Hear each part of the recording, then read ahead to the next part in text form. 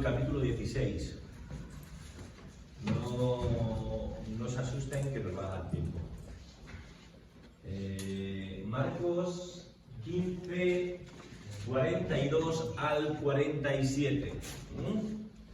Y como siempre, leo y ustedes me dicen.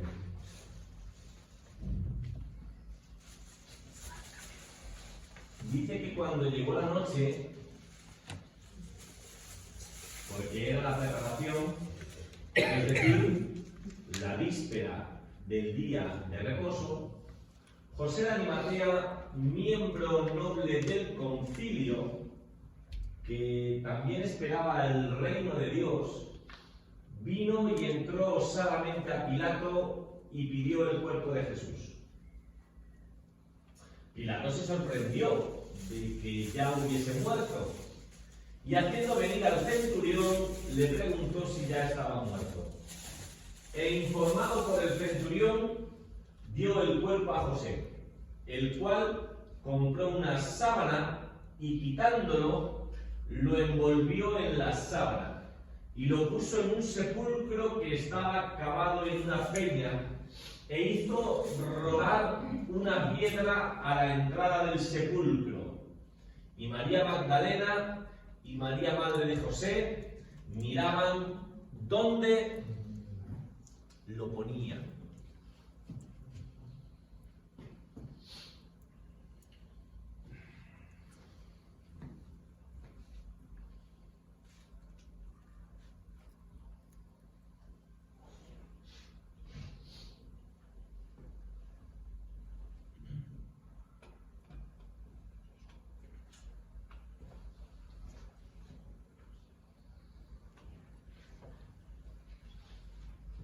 ¿Alguien se acuerda de la hora a la que murió Jesús? Murió a las 6. ¿A nuestras? La novena está. La novena. La novena. La sexta. Pero murió, ¿cuándo murió? A la nuestra, a las 3 de la tarde. Ah, a las 3 de la tarde. Sí, a la nuestra, digo, a la nuestra. A las 3 de la A la tarde. novena. Pues está la novena, por ahí. A las 3 de la tarde. Alguna será. Que la pregunta es Alguna era. clara, digo, a la nuestra, a la sexta, a la novena. No lo había entendido. Ah, no. A las 3 de la tarde. ¿No? Jesús muere a las 3 de la tarde. Muy bien. ¿Por qué pensáis que José de Arimatea se dio tanta prisa? Porque era primo. Porque era primo. ¿No? Está muy bien visto. Está bien. No esperaba esa respuesta, pero está bien, ¿vale? ¿Por qué? Perdón. Sí. Porque quizás le preocupaba qué pudieran hacer con el cuerpo de Jesús una vez muerto. Ajá. No había muerto antes de... Muy bien. O a lo mejor Sí. no querían que especularan. ¿Qué? Que especularan, porque si se supone que resucitaba y le veían muerto ahí en la cruz, igual podían dejar de creer en lo que había predicado Jesús. Bueno, Pedro. Le siguió allí cuando hablaba, Sí. él era como discípulo, aunque era secreto, Sí. porque al Sanedrín no podía hablar. Sí. Bueno, Le siguió siempre. el texto nos lo dice, que era un miembro del Sanedrín. Muy bien. Primo, temor, por qué pudieron hacer con el cuerpo, discípulo secreto Y lo bajó. de Jesús, que ahí ya entonces Pedro se quita la careta. Claro, Ahí ya llega el momento en que se quita la careta, ¿no? Bien. Luego vamos a desarrollar un poquito más eso. Bien. Hay una cuestión, y es que si Jesús muere un viernes a las 3 de la tarde, ¿cuándo hemos dicho que comienzan los días? Para ellos, no para nosotros. Para nosotros a las 12 de la noche, pero para ellos A las 6 de la tarde. a las 6 de la tarde. Por eso se nos dice que era el tiempo ya de la preparación. Jesús muere a las 3 de la tarde, a las 6 de la tarde ya es sábado. ¿Y qué pasa el sábado? Que no hace nada. El día de reposo. No hace nada. No se puede hacer nada. De ahí las prisas de José de Arimatea. Porque si no lo hace antes de las 6 de la tarde, ¿vale?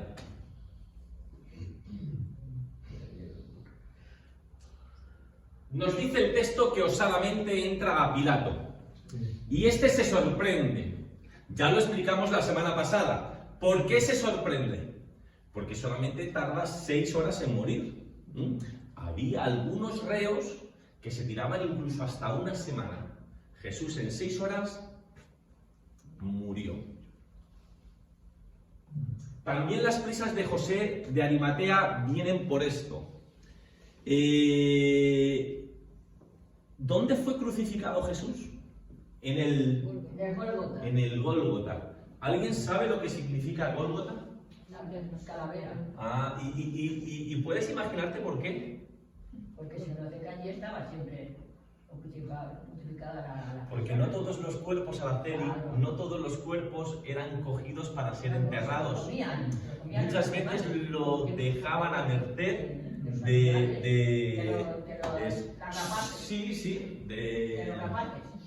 las aves carroñeras y de los buitres y demás. Perfecto. Muy bien. Muy bien.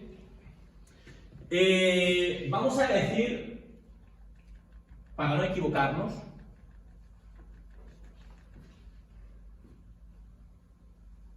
tres cosas, pero sobre todo dos, de José de Arimatea. ¿Vale? Vamos a ponernos en el peor de los casos. Imaginemos, porque como no lo sabemos, Juaní, ¿vale? Vamos a ponerlo de malo y vamos a ponerlo de bueno. Yo creo que tal vez con José de Arimatea se ha sido injusto, y le vamos a dejar en alto. Pero empezamos por lo malo. Hay algo trágico acerca de José. Pero José, tú mismo has dicho que era un miembro del Sanedrín. No tenemos constancia en el relato bíblico de que José de Arimatea se pronunciara en el juicio. ¿Vale? Estamos elucubrando. Luego lo vamos a arreglar en el punto 2, pero ahora vamos a hablar mal de él.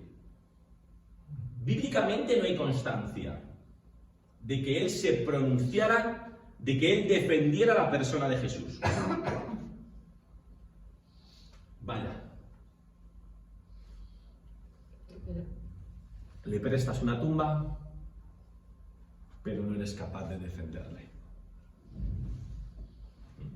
Es triste que muchas veces dejamos las flores y los elogios para cuando una persona ya está muerta.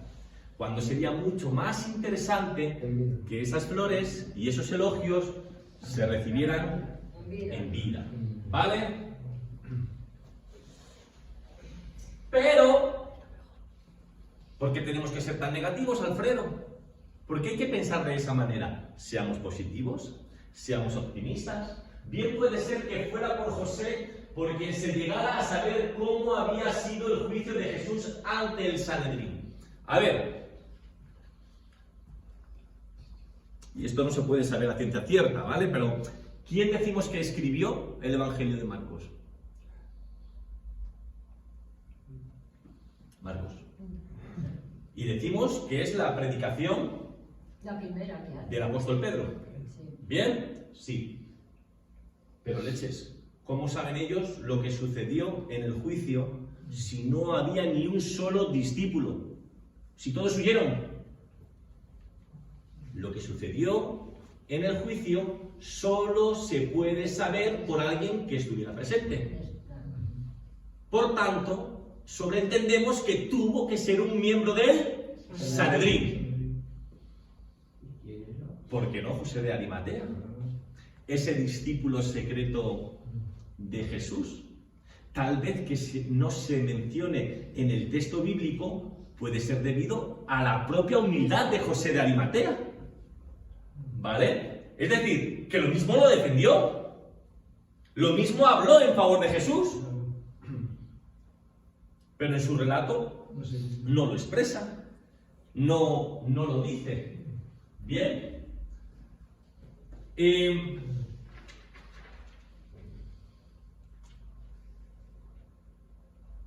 Sí.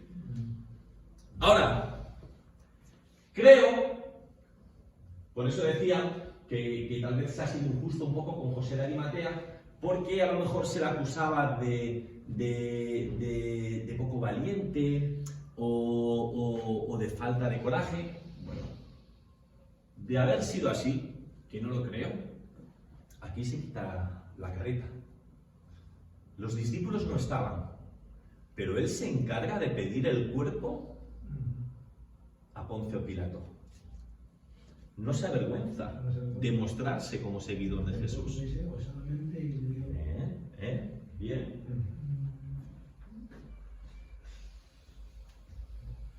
Puedes elegir la variante 1, la variante 2, otra que se te pueda ocurrir, pero lo que está claro es que Josué fue uno de aquellos a quienes la cruz movió aún más que la vida de Jesús. Tal vez Jesús le impactó, tal vez Jesús le conmovió, pero fue su muerte la que le llevó a dar ese paso hacia adelante. Es curioso lo que la muerte de Jesús, la forma de morir, cómo atrajo a distintas personas. Ya leímos acerca del centurión, como una persona que está acostumbrada a ver morir mucha gente, dice verdaderamente este era el Hijo de Dios. Y sí, perdón. Y aún estas dos mujeres que hasta el último estuvieron ahí viendo. Sí. María Magdalena y María de José. Sí, es curioso. Miren, estuve viendo ayer así un documental que ha hecho Jordi Évole al Papa. Y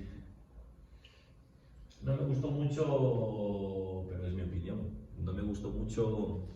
Había una chica que se confesaba que no solamente creyente, sino católica activa, ¿no? Pero eso no es de Jordi Évole. Sí, es de Jordi Évole. Sí, es el productor. Sí. No, yo creo Lo que pasa es que en ningún momento sale en el documental ningún entrevistador, si te das cuenta, pero sí, es suyo. Si ves los créditos, yo lo sabía por la preparación, pero si ves los créditos, el director es él y otro más. Pero sí, es de Jordi Évole. ¿Lo has visto? Sí. El tema de la mujer, ¿no? Y le dije a la chica, bueno, ¿por qué no podemos ver a una mujer, ¿no? Sacerdote o papa, ¿no? Y claro, como que ser madre era más que ser sacerdote.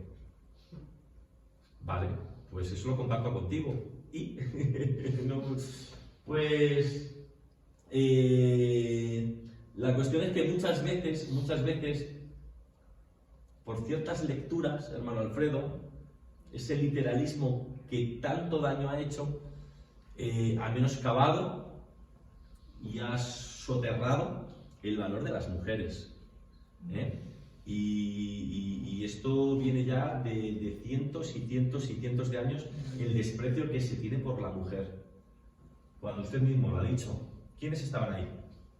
Ahí no estaba Pedro, ahí no estaba Tomás, ahí no estaba, bueno, iba a decir Juan, pero sí, Juan sí estaba. El único, ahí no estaba ninguno, pero las mujeres fueron fieles hasta el final, fieles hasta el final. El texto bíblico nos dice que sostenían a Jesús, financiaban el ministerio de Jesús, cuidaban de Jesús, apoyaban a Jesús, consolaban a Jesús. No todos los hombres pueden decir eso. Sí. Muy bien. ¿Queréis decir algo acerca de este texto? ¿Bien? ¿No? ¿Nada? Yo solo un comentario sobre la respuesta del Papa. Sí. De que ser madre es más que ser sacerdote. Sí. Pero ser padre también es más que ser sacerdote. También es verdad. Sí. O sea, entonces Sí. no tiene sentido. Sí. Eso es intentar argumentar algo para Sí. lo que no tienes argumento. Sí, sí. No, que no tiene Ese sentido. tipo de respuestas las escuchamos todos los días Sí. en política, Sí. en religión, en todas las religiones y en todo. Sí. Y en cuanto a José de Arimatea, es que me parece un poco rizar el rizo. No sabemos nada de él. O sea, en toda la Biblia nada más que Nada. ¿no? Pero yo siempre digo, las cosas ciertas que conocemos, ¿no? Por ejemplo, en el caso del otro día, que no me acuerdo el nombre ahora mismo, el que carga con su cruz, Sí, No, que le ayuda, que carga con- Simón de Cirene. Simón de Cirene, que en el texto se conocía a los hijos, eran conocidos. Sí, ¿no? sí, Alejandro. Por eso digo, no creo que viniera en ese momento de viaje. Ah. Pero bueno, las cosas ciertas. La primera, que ya había un sepulcro preparado para él. Eso lo tiene el cuerpo, Ujú.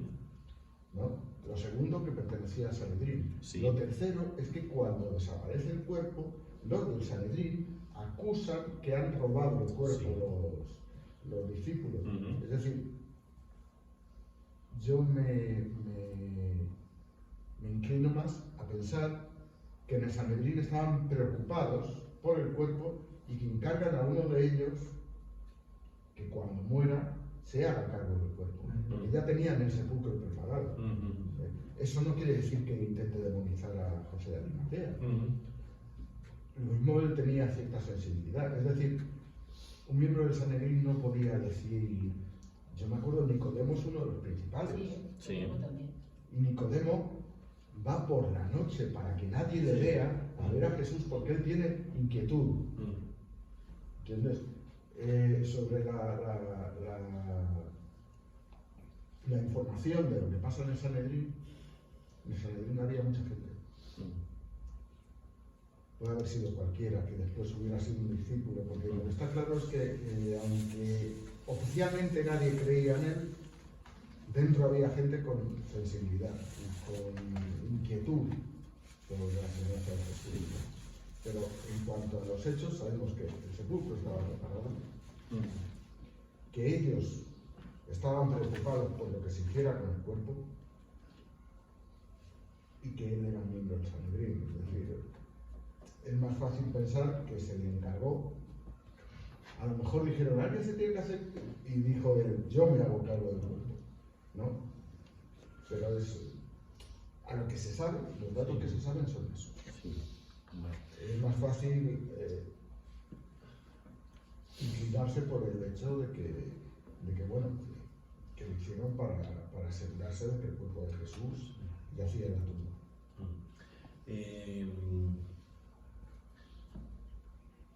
Concerniente a lo que has dicho acerca del documental, yo llamé a Alberto ayer para decirle que le echara un vistazo y le dije, no sé si opinaréis igual, a mí me encantó la chica peruana. Me lo contó Manuel. La chiquita Sí, la de la de boca. gafas con las orejas muy... Sí. Sí, yo sé que... Me encantó y me preguntó Alberto, ¿qué te ha parecido, papá? Digo, la verdad es que bastante flojo por parte del Papa. Sí. Digo, lo más... Digo, lo mejor de todo el documental es cuando están hablando acerca del aborto y la conversación que se forma entre dos o tres chicas. La chica que era feminista, la chica que era peruana y la chica que era del Opus Dei, ¿no? Yo creo, ¿no? Sí, esa es La chica que era del Opus Dei. Y digo, para mí, ese rato de conversación es lo mejor de todo el documental. Y lo que más me gustó de lo que dijo el Papa estuvo al final. Que dijo, cuando hablaba así, porque la chica le argumentó, o sea, perfectamente, ¿no? O sea, es alguien que había estado en la iglesia, pero le había decepcionado hasta tal punto que había decidido salirse, ¿vale? Y me gustó la respuesta del Papa de decir, tú te puedes salir, pero Jesús no deja de estar contigo. Pero lo que más me gustó fue el hecho de decir, las ideas se pueden negociar, la fraternidad no. La fraternidad no. Y eso me encantó, porque cuánto bien nos haría a las iglesias el poder defender cada cual nuestras ideas, pero no negociar sobre las tablas de unidad. Somos hijos de Dios, somos hermanos, y es nuestro deber estar unidos. Y luego ya cada cual es libre de pensar como considere oportuno y tiene que ser libre para manifestar sus pensamientos, por mucho que a uno le pueda contrariar, ¿vale? Y sinceramente a mí eso fue lo que más me gustó de lo que dijo el Papa, de lo que dijo el Papa. Creo que se quedó muy corto en, Sí, además, en muchas cosas. A mí me decepcionó un poco. Me gustó mucho la chiquita esa. El chico que fue violado. Sí, nada, se cayó. Sí, un chico que sufrió por un numerario abusos sexuales. Un chiquito que iba igual a un colegio de Locus también. Sí. Era un colegio de Locus. Y bueno, sí, se quedó. Ya digo, el ratito del documental, la hora y media que dura el documental, la conversación de esas tres chicas acerca del aborto fue lo más eso, potente. Y cuando dijo que, porque otro chico le comentó el tema de que por qué había tan poco seguimiento hoy en día de las iglesias. Ah, sí, el chaval, el que era DJ, el chaval con los aros de le comentó el Papa Sí. que nos convertíamos en células que íbamos poniendo rejas alrededor Sí. y nos creábamos Sí. nuestro propio Sí. núcleo sin salir fuera y sin Él tener dijo, contacto con la realidad. iglesia es la periferia. Sí, La iglesia es la periferia. Y dijo otra cosa también muy bonita, ¿no? Que no sé qué país, una monja, la mataron. Eso es iglesia. Eso es, personas que. Ese testimonio es irrevocable. Ante personas así, nadie tiene nada que objetar. La gente ante qué objeta, Guadalupe, ante una iglesia que no se mueve. Una iglesia que está a gusto ella misma, pero el mundo como si se cae. Ahora, la gente que se involucra en el mundo, que ayuda a los más desfavorecidos, que lucha contra las injusticias. Eso es. Y bueno. Sí. Y bueno. A mí me gustó cuando también se me quedó gustaba. ojiplático. Yo me río, digo yo, porque ¿sabes? Me río porque se quedó ojiplático. Yo también me quedé un poco ojiplático con la mopilla, la de gafita. No binaria. La que era madre. No, la que. Sí, por lo del sexo. Por el contenido, sí. Bueno, pues vamos, hermanos. Vamos a por el capítulo 16 y dirán, venga, Félix, ¿cómo ves 25 minutos? Bueno, pues yo les digo, de Marcos, capítulo 16, y luego les explico por qué, ¿vale? ¿Vale, Javes? De Marcos, capítulo 16, lo que hay que tener en cuenta es hasta el versículo 8. Luego ya explico por qué. ¿Leemos? Dice que cuando pasó el día de reposo, es decir, cuando pasó el sábado, María Magdalena, María la madre de Jacobo y Salomé compraron especias aromáticas para ir a ungirle. Claro, Juani, los cuerpos en aquel tiempo se ungían, pero no tuvieron literalmente tiempo para hacerlo. No era a las 3 de la tarde, a las 6 de la tarde ya es sábado, bastante con que pudieron descolgarlo y meterlo en la tumba. ¿Sí? Ay, perdóname, tú me habías pedido antes paso, ¿no? Perdóname, cielo, perdóname. Que a José de Arimatea fue ayudado por Nicodemo. Y le dieron la mirra, oleo y de 10 libras. Y fue cuando le envolvieron y le sepultaron. Ajá. Y aquí arriba te pone que cuando le daban a las rodillas, le partían las rodillas. Sí, en el quebrado, sí. Pues por eso a Jesús no se lo hicieron, Sí. porque no le quebrarán hueso alguno. Sí, bueno, el texto profético. Y también ya. las escrituras mirarán Sí. al que traspasaron. Sí. Cuando le dieron con la esta. Sí. Pero eso fue todo lo que estaba diciendo de José de Arimatea y de todo eso, Muy bien. es lo que viene aquí. Muy bien. Perdóname, venga, va a seguir. Pero luego se me pasa por Porque luego yo, Discúlpame. eso ya lo iba. Dice, y muy de mañana, el primer día de la semana, vinieron al sepulcro, ya ha salido el sol, pero decían entre sí, pues ¿quién nos va a mover la piedra de la entrada del sepulcro?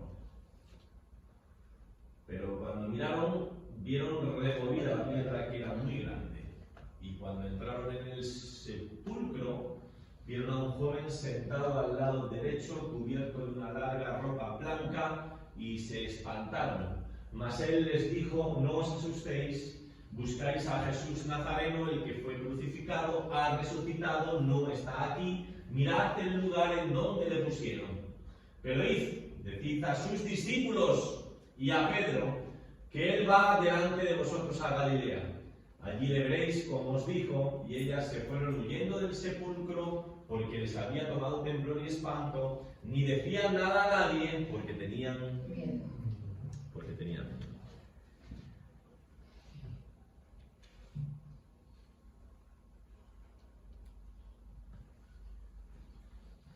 Mientras que se lo piensa, ¿vale? Digo un par de cositas y luego ya me dan su opinión, antes de entrar en los puntillos.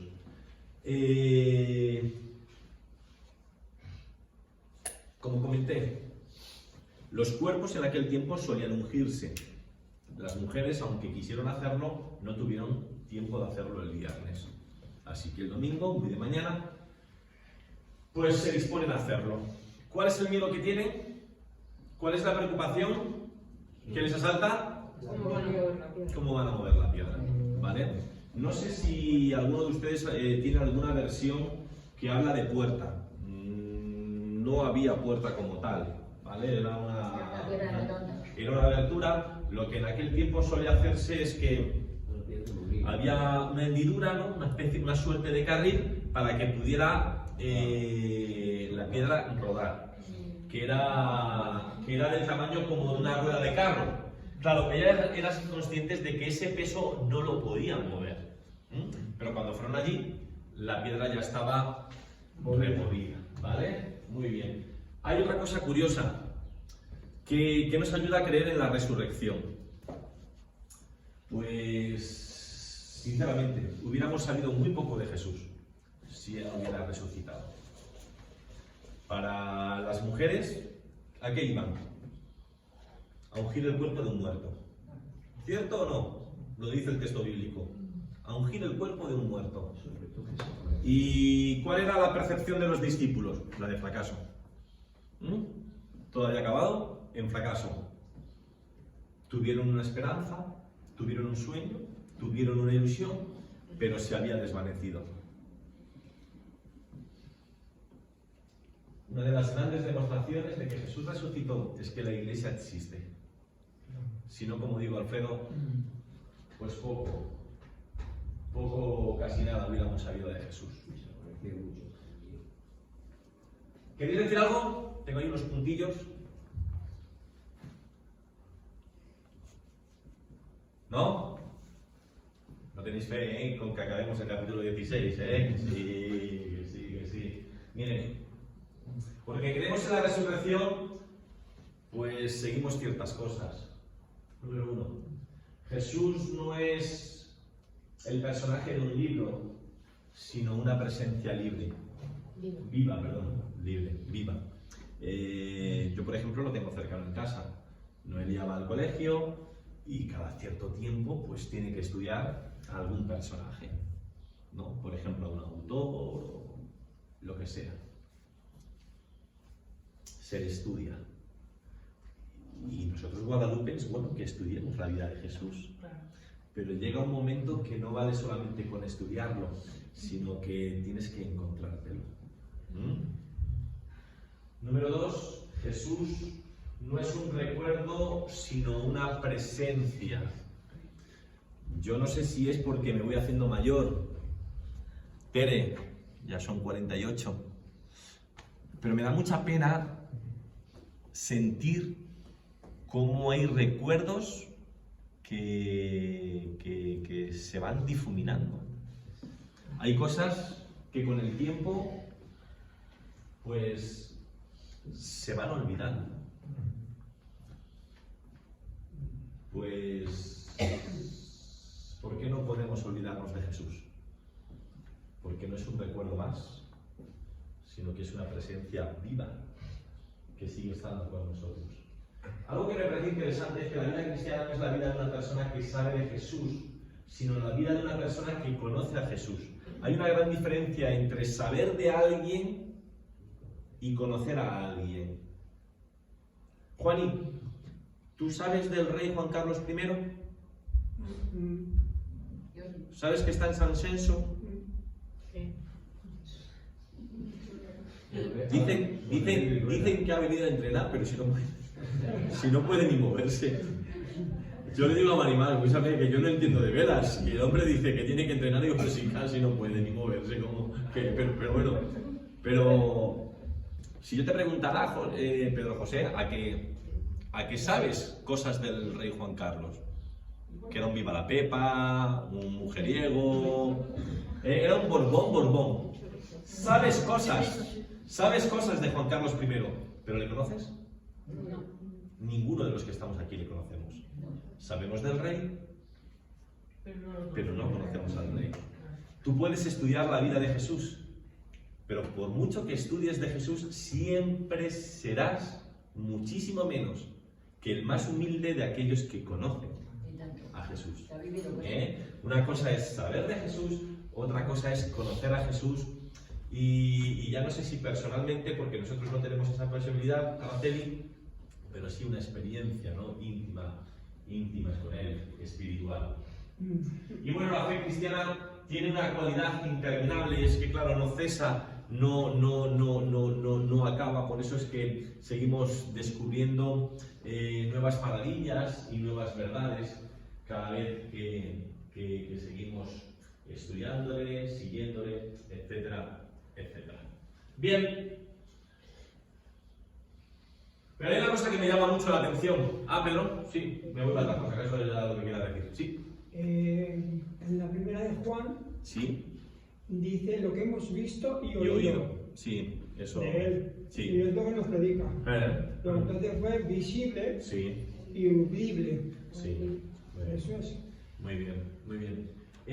No sé si os llamó algo la atención del texto. A mí hay una cosa que me gusta mucho.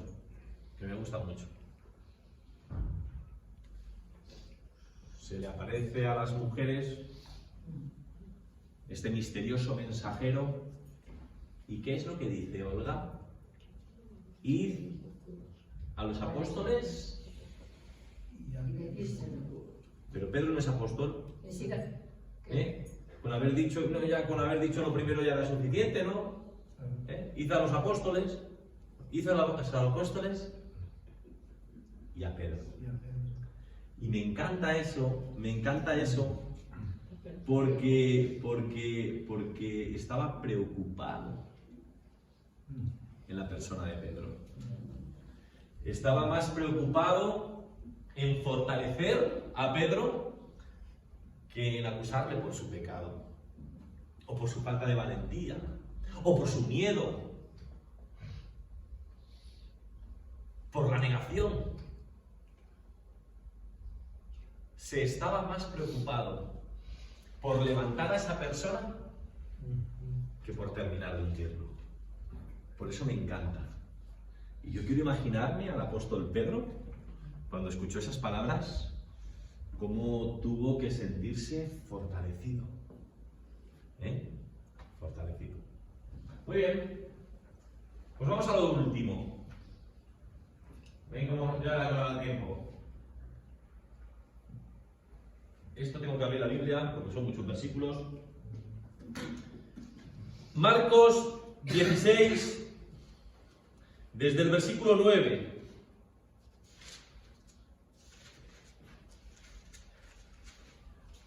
Y terminamos con Marcos.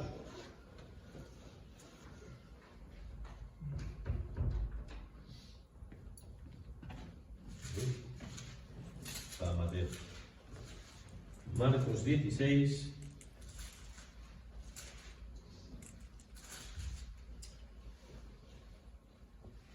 Dice que, habiendo pues resucitado Jesús por la mañana, el primer día de la semana, apareció primeramente a María Magdalena, de quien había echado 7 demonios. Yendo ella, bueno, eso ya lo explicamos una vez, ¿vale? Alfredo, no es que fueran 7.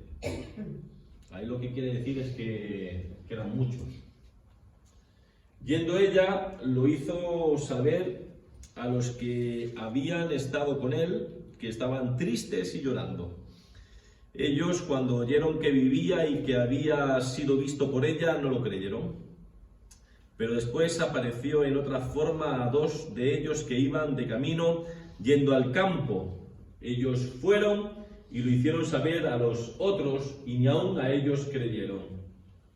Finalmente se apareció a los 11 mismos, estando ellos sentados a la mesa, y les reprochó su incredulidad y dureza de corazón, porque no habían creído a los que le habían visto resucitado. Y les dijo: id por todo el mundo y predicad el evangelio a toda criatura. El que creyere y fuera bautizado será salvo, mas el que no creyere será condenado. Y estas señales seguirán a los que creen. En mi nombre echarán fuera demonios, hablarán nuevas lenguas, tomarán en las manos serpientes, y si vivieren cosa mortífera no les hará daño. Sobre los enfermos pondrán sus manos y sanarán. Y el Señor, después que les habló, fue recibido arriba en el cielo y se sentó a la diestra de Dios. Y ellos, saliendo, predicaron en todas partes, ayudándoles el Señor y confirmando la palabra con las señales que les seguían. Amén. Amén. Amén. Amén. ¿Algo que quieran decir de estos versículos?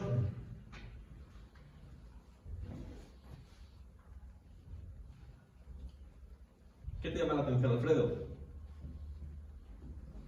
Pues sí, mire, o sea, a uno pareciéndosele a María Magdalena, Sí. María, y después a los 2 hombres que iban en camino, Sí. imagínate, aún todavía había que se no creían, ¿sí?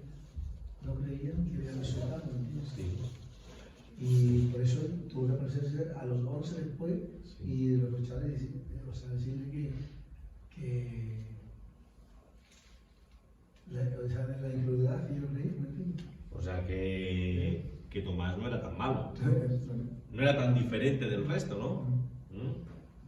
Bueno, muy bien. Sí, Pedro.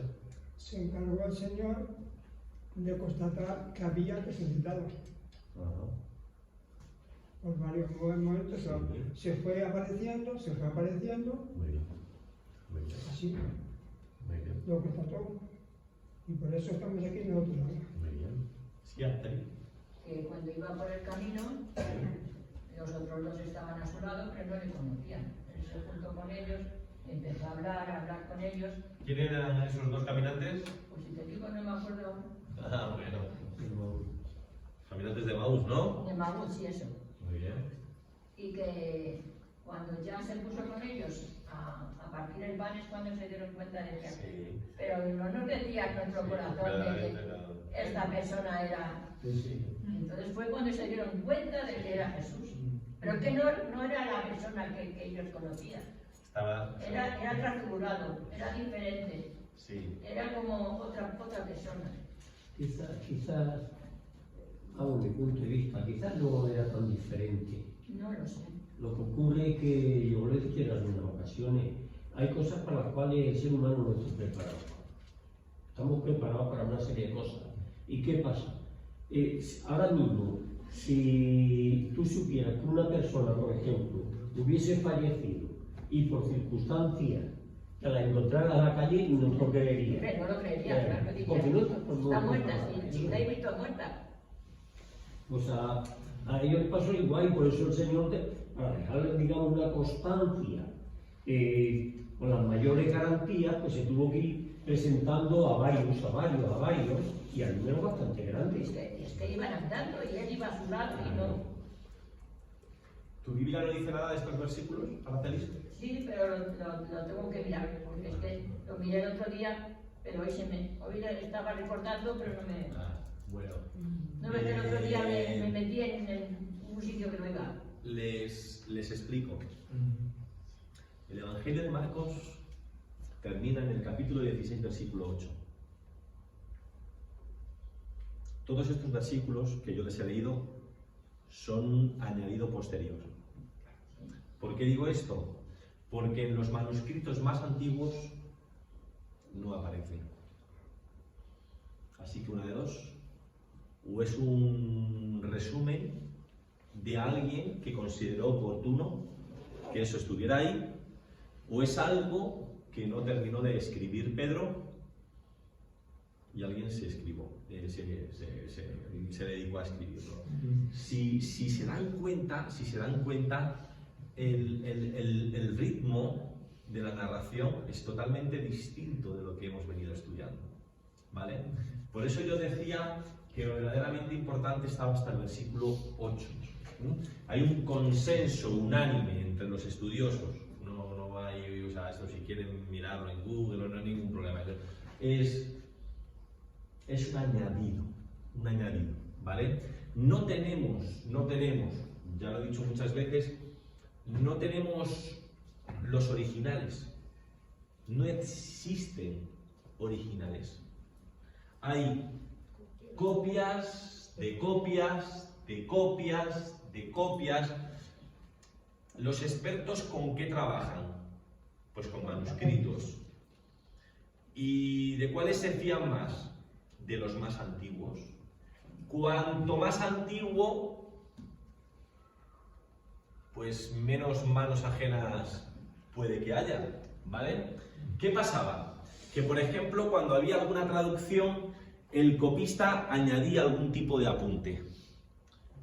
Y en traducciones posteriores había gente que no quería ponerlo como un añadido, sino que lo incluía.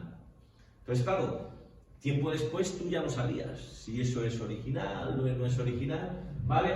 Pero bueno, ¿quiero decir con esto que estos versículos no valen para nada? No. Simplemente estoy diciendo que es de un autor distinto y que en los manuscritos más antiguos estos versículos no aparecen. Pero ya que están en nuestras Biblias, pues tendremos que sacarle partido, ¿no? Y algo nos enseñará, ¿vale? Y entonces,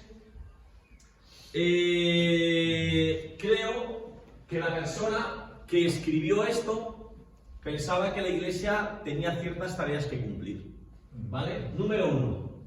La Iglesia tiene la tarea de la predicación. Somos heraldos de Jesús. Necesitamos compartir las buenas nuevas con aquellas personas que no la conocen. Esto no nos pertenece a nosotros solos, sino a toda la humanidad. En segundo lugar, la Iglesia tiene una tarea sanadora. Y esto me encanta, porque a la Iglesia no solamente le tiene que importar el alma de las personas, sino también el cuerpo. ¿Bien? Eso lo veíamos en Jesús. La multitud de milagros que él hacía, porque no solamente le importaba la vida espiritual de la gente, En tercer lugar, la Iglesia tiene una fuente de poder. No quiero que se me enfade nadie. Si usted quiere leerlo literalmente, libre es.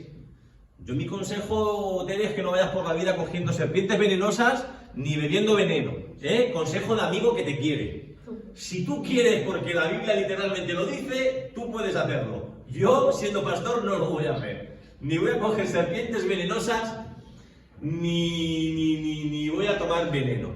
Es decir, no creo que haya que leer eso literalmente. Lo que sí es cierto es que como cristianos que somos, tenemos una fuente de poder que nos permite enfrentar las vicisitudes de la vida. Y por último, ¿sí? ¿Tú quieres? Iba a decir que, o hechos, digamos, en aquellos tiempos que se dieron como garantía, digamos, de la presencia de Dios. Y eso es que dice aquí dices, este final de 9 al 20 es inspirado canónico, o sea que no es bíblico. Y no se puede comprobar su pertenencia a la redacción de Marcos. Si puede ser que haya vivido muy pronto a reemplazar un final primitivo pedido para continuar la brusca interrupción en el número 8 que has dicho. Ajá.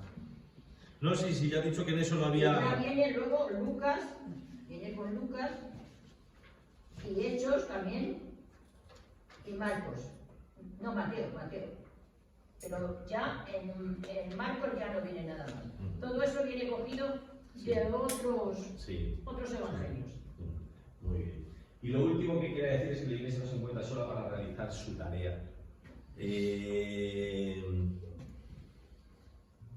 Como hemos dicho, Cristo es una presencia viva. Cristo está en la iglesia. Cristo, entre otras muchas cosas, también trabaja a través de la iglesia y con ella. Y bueno, pues así llegamos al final del Evangelio de Marcos. ¿Alguien quiere decir algo? Gracias por venir. Yo una cosa, yo estas cosas, a veces que a lo mejor alguien me ha preguntado, por ejemplo, Félix, ¿y por qué dices esas cosas? A lo mejor, hombre, pues, sinceramente, yo creo que hay mucha gente que lo sabe y se lo ahorra. ¿Vale? Hay mucha gente que lo sabe y se lo ahorra. Dice, ¿para qué meternos en problemas? Pero si alguna vez salen distintas conversaciones, pues que tampoco tachéis o tachemos a nadie ni de loco, ni de hereje. Son cosas que bueno, y ya le digo, pues, se conoce como una glosa, bueno, es un añadido, pero hay muchas en la Biblia, y es bueno. Es más, hay ciertos textos que dependiendo de la versión que leas, omite algunos versículos, ¿vale? ¿Se acuerdan de ese paralítico que cada vez que no llegaba, tal? Pues lean Reina Valera y, por ejemplo, lean Nueva Versión Internacional. Y se van a dar cuenta como que hay un par de versículos que no aparecen por ahí, ¿eh? ¿Por qué? Porque son glosas, son añadidos. ¿Nos quisieron engañar? Pues no. El copista, el que tradujo, pensó hacer un bien que sería de ayuda para los lectores, pero por eso está bien las ciencias bíblicas, porque ayudan a discernir, a cribar, a mostrarnos según qué cosas. Por ejemplo, con los autores de la Biblia, pues no hay certeza realmente de quiénes son los autores. Decimos Marcos que es Marcos, pero muy posiblemente no sea Marcos. ¿Hace eso que pierda vigencia? No. ¿Qué nos importa si lo escribió Marcos o lo escribió un tal... yo qué sé, Judas Tadeo? No nos importa. No nos importa. Pero bueno. ¿Sí? Araceli, ¿quieres decir algo? Ahora que aquí en Juan pone que hay un epílogo de todo lo que ocurrió después. Después de que Jesús se fue con los discípulos, pero hubo un montón. Sí. Un montón de todo esto. Sí. El epílogo, todo esto. ¿Qué es lo que ocurrió? Sí. Después, pero todo eso no nos lo dice ni en Juan, digo en Juan sí, pero los demás no nos lo dice. No pone nada más que en Juan. Y si tú estuvieras escribiendo también añadiría algo. Míralo, pero es que míralo, todo lo que han añadido aquí, todo esto. Todo esto, en Juan. ¿Alguien quiere decir algo? Tenemos un par de minutillos. El epílogo. ¿No? No, pero lógico Sí. es que cuando tú comentas algo Sí. a lo que tienes cierta devoción, Sí. intentes siempre dulcificarlo. Sí. Intentes siempre... pasa en la iglesia también. Es decir, hay situaciones que yo por eso muchas veces comento lo que se ve en pues esto.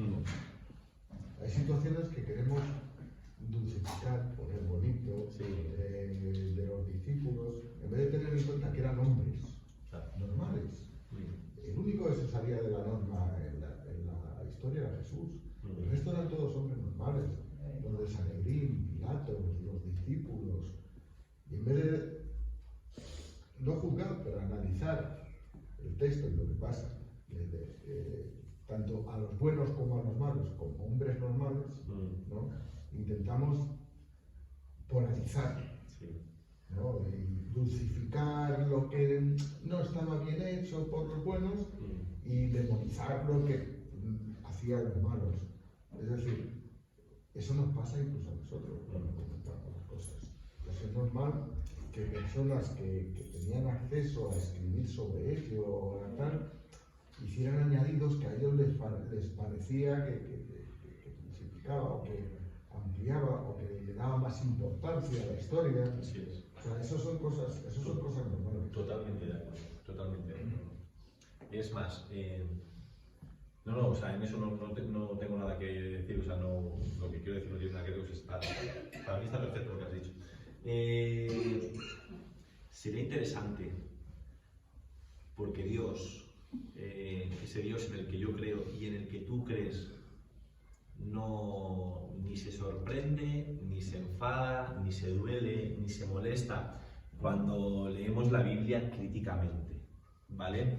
No pasa nada por cuestionarnos cosas, por hacernos preguntas, por no estar de acuerdo con cosas. No está, si es que lo vemos en la Biblia, lo vemos en la Biblia. Lo dijo Alberto cuando predicó, bueno, pues la última vez ha predicado 2 veces, la segunda vez. Es que lo tenemos en el relato bíblico. Cómo se pondera a la persona de Job y cuestiona a Dios. Sin embargo, los otros que, entre comillas, solo sabían defender a Dios, son acusados por él, ¿no? Pues no habéis hecho lo correcto. Quiero decir, a modo si te sirve para algo, viene después, hablo de mi persona, no digo que todo el mundo, después de un proceso muy largo, de sufrir en muchas ocasiones y de todo, la Biblia es una, pero hay millones de interpretaciones, porque lo que tú ves o lo que tú entiendes no es lo mismo que yo veo y yo entiendo. Por eso es importante estudiar en comunidad. Por eso es importante que no solamente una persona hable, que la comunidad pueda expresarse. Y yo les digo, las cosas, usted tiene que entender cuando lee la Biblia, la Biblia pretende mostrar un progreso. Hay cosas que tú lees ahora y son una auténtica burrada. Y no tienes que alabarlas porque estén en la Biblia, porque aunque estén en la Biblia son una auténtica burrada. Pero tal vez representaban un avance para cómo se vivía en aquel tiempo, ¿vale? La ley del talión era misericordiosa. Para nosotros es una burrada, pero era misericordiosa. Ojo por ojo y diente por diente. Eso es misericordia con respecto al que te quita un ajo y acabas con su vida. Eso es desproporcionado, ¿vale? Me cortas una mano, te corto una mano. Me parece una salvajada, pero muestra un avance, ¿vale? Por ejemplo, y yo termino con esto, y no he llegado de un día para otro, y tú no tienes por qué llegar, y vamos a ser igual de hermanos. Cuando leemos, por ejemplo, en el Antiguo Testamento, que si Dios mató a los niños, Dios mató a mujeres, Dios no mandó matar a nadie. Ese no es Dios. Ese no es Dios. Eso es como percibió el que lo escribió. Pero uno tiene que darse cuenta de que ese no es Dios. ¿Cómo un Dios de amor va a matar? ¿Va a ser un genocida? Y ahora llega y que se carga a todos los de Jericó, se carga... O sea, uno porque no le permitieron y llega y... No, ese no es Dios. No, pero es que literalmente la Biblia lo dice así. Literalmente el autor que escribió eso lo escribe así. Porque lo percibe así y porque quiere transmitir un mensaje. Pero ese no es Dios. Y nosotros, que vivimos 2000, 3000, 4000 años después, ya tenemos que ser conscientes para darnos cuenta de que se va mostrando un progreso y que vemos el culmen en la persona de Jesús. Por eso todo lo que tú leas en la Biblia, tienes que atravesarla a través de la persona de Jesús. Por eso yo he dicho, para mí toda la Biblia no es igual de importante. Para mí no tiene el mismo valor lo que dice Moisés, lo que dice Jeremías, lo que dice Isaías, lo que dice Pablo, que lo que dice Jesús. La misma Biblia dice que Jesús es el Verbo. Jesús es la única palabra de Dios. Y la Biblia, claro que está inspirada. Y la Biblia, claro que nos ayuda. Por supuesto que sí. Pero la palabra última de Dios es Cristo Jesús. Entonces... yo creo que eso tiene mucho más, que no es tal como nosotros lo hemos entendido. Pero aunque Pablo dijera a la mujer calla en la iglesia, Jesús no dice eso. Entonces a mí no se me ocurriría decir que la mujer callara en la iglesia. Es que Pablo, me da igual lo que Pablo dijera, porque Jesús no haría eso. porque Jesús tenía alrededor ¿Eh? muchas ¿Te acuerdas? ¿Se acuerdan que en esa confrontación y cuando acerca del divorcio y tal, que al final ahí lo de menos es el divorcio, es el menoscabo que se le está haciendo a la mujer, ¿vale? No, porque es que Moisés dijo, y él lo lleva, lo lleva incluso antes de esas palabras de Moisés, ¿vale? Moisés dijo esto por la dureza de vuestros corazones, es decir, Moisés dijo esto tratando de poner una tirita a la herida que ya vosotros habéis provocado. Pero vámonos antes. ¿Qué es lo que dice Dios o qué es lo que hace Dios? Varón y hembra los creó, es decir, hay una igualdad. No hay esa diferencia que vosotros habéis provocado. ¿Me dais cuenta? Entonces, esas cosas ya que llevamos 5 años, 10 años, 30 años, 50 años de convertido, esas cosas tenemos que avanzar. Porque si no avanzamos, vamos a seguir como siempre. A la mujer la vamos a seguir teniendo calladita, diciendo que es la costillita, que calladita mejor, que vamos a seguir diciendo que el hombre es la cabeza de la familia y todas esas cosas, porque seguimos pensando como pensaban hace 2000 años. Pero nosotros estamos en el 2023, ¿vale? Estamos en el 2023 y tenemos que entender lo que realmente es algo cultural o sociológico y lo que realmente vemos la mano de Dios. Que yo creo que muchas veces hay determinados malos conceptos. Es decir, tratamos de condicionar, someter o adaptar, digamos, Dios a la Biblia. Y es la Biblia la que se tiene que adaptar a Dios. Porque Dios está por encima. Exactamente. La Biblia está por encima. Exactamente. Me has dicho una cosa muy interesante, porque el problema es que muchos cristianos igualan o equiparan a la Biblia con Dios. Y la Biblia no es Dios. La Biblia señala a Dios, pero la Biblia no es Dios. ¿Vale? Pero hay gente que pone al mismo nivel la Biblia que Dios. Y nosotros criticamos a los fariseos cuando ellos ponían la ley al mismo nivel que Dios. Pero por desgracia, ¿sí? Que por desgracia los años y los siglos pasan y la mente... No, esto no va mejor. No va mejor. O sea, yo no soy un doctor se sigue poniendo como que la Biblia es palabra de Dios y tienes que hacer lo que viene en la Biblia. Y si no lo haces, entonces... Mientras ese concepto no se cambie, pues se dirá lo que decía el Papa, es que no superamos, las mujeres no superamos el machismo. Hay cosas, por ejemplo, Mari, hay cosas que a lo mejor no están mal dichas. Pero claro, lo que tú entiendas, por ejemplo, ¿no? Tú a lo mejor hablamos de la Biblia es inspirada, sí, vale. La Biblia es inspirada por Dios, amén. Yo creo que la Biblia es inspirada por Dios. Ahora, lo mismo nos ponemos a hablar de inspiración y tú y yo no llegamos a un acuerdo. Sobre lo claro, es que si para ti inspiración es en el primer día, coma, muy de mañana, coma. Claro, si para ti eso es inspiración, yo no creo en ese tipo de inspiración.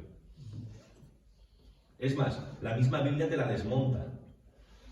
El mismo autor de Lucas y de Hechos que dice que después de mucho estudio ha recopilado. Leches, no estás inspirado, tío.